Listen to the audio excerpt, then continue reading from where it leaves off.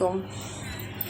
আচ্ছা বলেন তো, আমার মতো এরকম আইলসিয়া কয়েকজন আছে নাকি যে রুটি, আসলে রুটি বানাইতে অনেক কষ্ট।